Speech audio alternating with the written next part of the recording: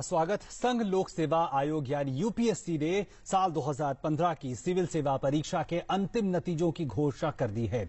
परीक्षा में इस बार दिल्ली की टीना डाबी ने प्रथम स्थान प्राप्त किया है, जबकि जम्मू कश्मीर के अतहर आमिर दूसरे स्थान पर रहे हैं और दिल्ली के ही जसमीत संधू तीसरे पायदान पर रहे।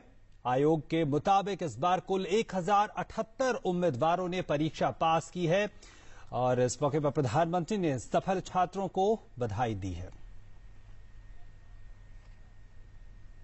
जो यूपीएससी की टॉपर है टीना, सबसे पहले तो बहुत बहुत बधाई। Thank you so much. कैसा लग रहा है, टॉप किया है, जो कितनी मेहनत की थी वो सफल हो गई? बहुत अच्छा लग रहा है। I feel on the top of the world. I am very very happy. कैसा रहा पूरा एक्सपीरियंस, कितनी मेहनत लगी? जी मेहनत तो बहुत लगी है, जैसे आपने खुद कहा ये एग्जाम इतनी टफ है और मेरी तो इतनी एक्सपेक्टेशन नहीं थी। मेरा ये जरूर था कि हाँ शायद मेरिट लिस्ट में नाम आ जाए, बट फर्स्ट अटेम्प्ट में 22 ईयर्स में मैंने रैंक 1 ले ली। मतलब मेरे लिए ही इतना सरप्राइज हो गया, but I am very very happy. क्या लगता है आपको, क्या कुछ करना चाहिए देश में? अगर आप सिस्टम की बात करें तो किस तरह के चेंजेस आप? अगर एडमिनिस्ट्रेशन और सिस्टम की बात करी जाए तो मुझे यही लगता है कि हमेशा कंप्लेंट सबकी यही रहती है कि कहीं एडमिनिस्ट्रेशन का कुछ इम्प्लीमेंटेशन में थोड़ी कमी रह जाती है।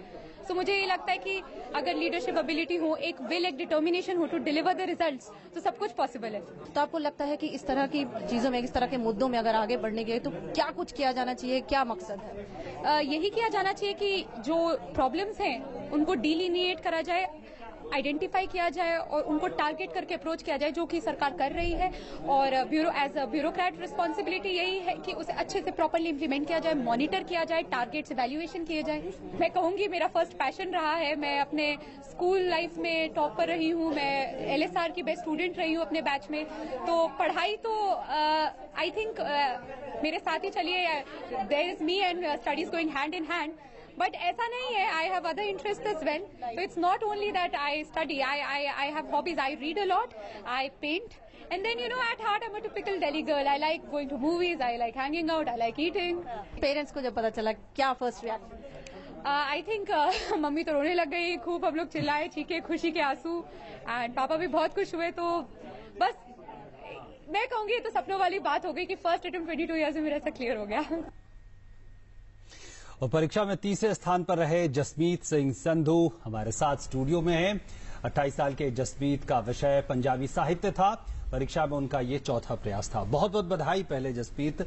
और मैं ये कहना चाहूंगा कि लाखों लोग बैठे होंगे परीक्षा में और उसमें से 1078 पास हुए, उसमें से आप तीसरे नंबर पर। कैसा लगता है कि आपने सोचा था कि तीसरे नंबर या टॉप में होंगे आप? एग्जाम देने बाद तो बिल्कुल ही नहीं सोचा था और अभी भी विश्वास नहीं होता है, पर सभी लोग कह रहे हैं तो ये बात सच्ची है कि मेरे को तीसरा रैंक मिल गया है। जी, लेकिन एक बात, इससे पहले आप आईएएस में चुने गए थे, आपकी ट्रेनिंग भी हो रही है, तो क्या लगा कि आईएएस ही करना है? क्या इसके पीछे सोच थी? जब तैयारी शुरू की थी तो पहला ही मंतव्य ये था कि आईएएस ऑफिसर बनेंगे एक दिन। ख्वाब ही ये था और यही पड़ाव था, यहाँ पहुंचना था। मेहनत इसी तरफ की थी और खुदा का शुक्र मनाता हूँ कि यहाँ पर पहुंच पाया हूँ इस जी। तो ऐसे वक्त में जब आप तीसरे नंबर पर हैं, टॉप में हैं, तो क्या अब आगे के लिए आप सोच रहे हैं कि, क्योंकि एक बड़ी जिम्मेवारी वाला पद भी होता है? मैं इस जिम्मेवारी के पद को बस यही कहूंगा कि मुझे एक ड्यूटी की तरह इसे निभाना है और डिवोशन के साथ इसे काम करना है, जैसे कि मैं अपनी पूरी जिंदगी काम करता आया हूँ और वैसे ही आगे करता रहना है जिंदगी में। क्या आप लोगों के परिवार का, दोस्तों का किस तरह की प्रतिक्रिया थी? परिवार वालों और कॉन्फिडेंट थे कि अच्छा ये तो निकाल ही लेगा इसको? परिवार और परिजन हमेशा ही कॉन्फिडेंट रहे हैं कि ये निकाल लेगा। मेरे को ही कम कॉन्फिडेंस रहा है कि मैं निकाल पाऊंगा या नहीं निकाल पाऊंगा, पर कहीं ना कहीं ये था कि कभी ना कभी तो मेहनत सक्सेसफुल होगी, कभी ना कभी उसको फ्रूट्स लगेंगे फाइनली। पर अब खुशी है कि फाइनली लगी। और ये अक्सर पूछा जाता है जो लोग टॉप पे होते हैं कि कितने घंटे आप पढ़ते थे, कैसे करते थे, तो क्या हमें आप शेयर करना चाहेंगे हमारे साथ?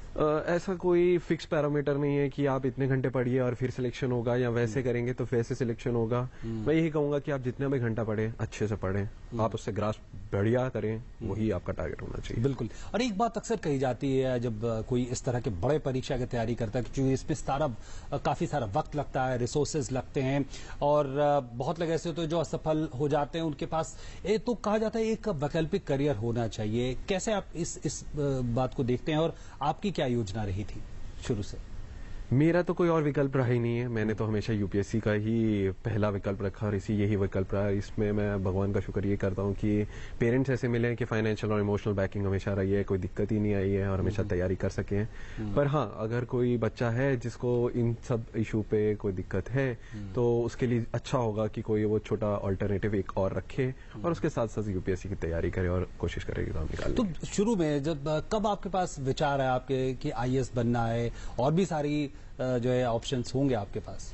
ये विचार ग्रेजुएशन कंप्लीट करने पे ही आया, जब बहुत सारी स्ट्रीम्स देख रहे थे कि किस तरफ जाना चाहेंगे।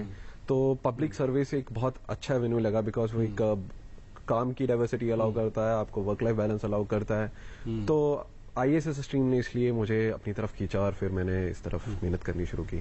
और जाते जाते एक आखिरी में बताएं कि आप सिर्फ पढ़ते हैं या कुछ और भी करते, कुछ और भी शौक है आपके? बहुत और शौक है और उसमें फुटबॉल का शौक बहुत है। मुझे कोरा पे पोस्ट लिखना बहुत अच्छा लगता है। मैं लोगों के लिए शेयर करता हूँ सारी अपनी प्रिपरेशन टिप्स और स्ट्रेटेजी, ताकि वो घर से पढ़ें और ताकि उन्हें कोचिंग की कोई जरूरत ना पड़े और वो अपने घर से ही तैयारी कर सके। बहुत बहुत धन्यवाद जसप्रीत हमारे स्टूडियो में आने के लिए, और एक बार फिर से बहुत सारी शुभकामनाएं और बधाई आगे के लिए। बहुत थैंक यू सो मच।